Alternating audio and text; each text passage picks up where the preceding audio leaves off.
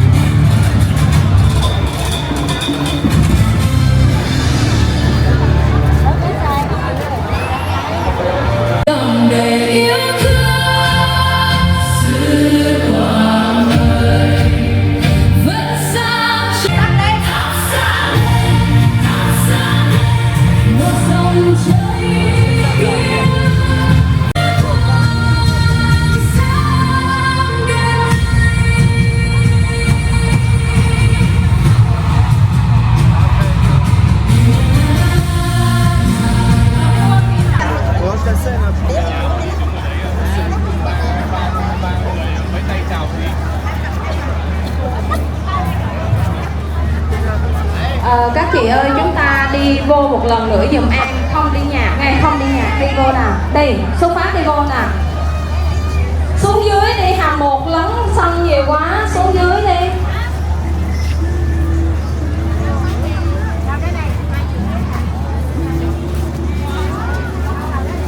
Rồi, đến đoạn mà chúng ta đi xong phần tổ hợp 1 đúng không? Bắt đầu chúng ta lui về.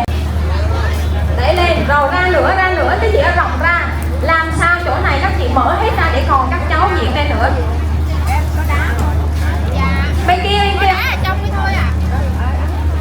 bà chỗ lưng đi. Đó, hai hàng chúng ta ra sau, hàng 2 và hàng 3 chúng ta ra sau cây lúa giùm em. Thủy ơi, hàng 2 hàng 3 ra sau cây lúa. Thủy ơi, Thủy. À đây, rồi mấy bạn nam về mà cô thì. Rồi, các bạn ra hỏi. Xuống đi, các chị xuống nữa. Đồ có chưa? Xuống nữa đi chị ơi. Sát của bò nó bỏ. Xuống nữa đi. Cô để mà thay đồ á.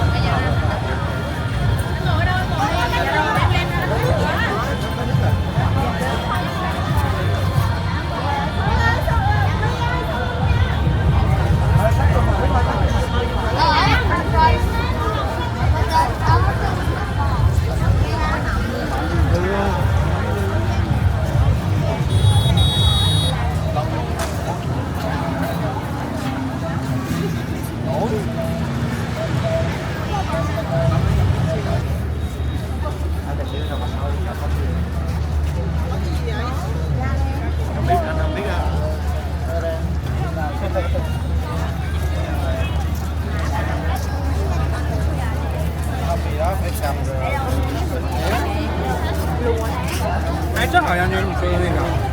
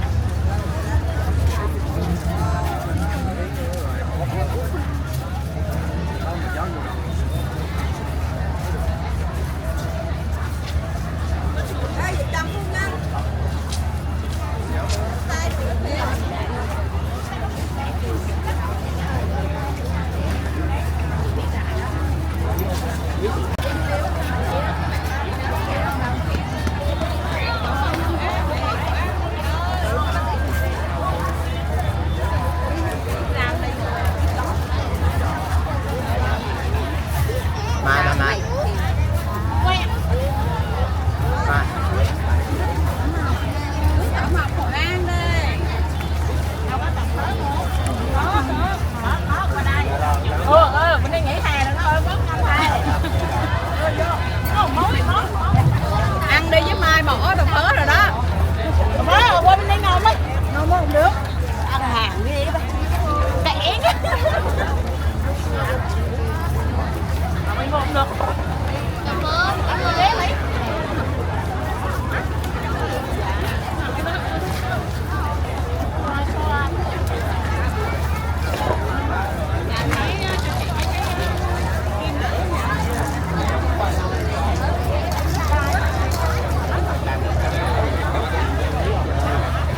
Hai đứa.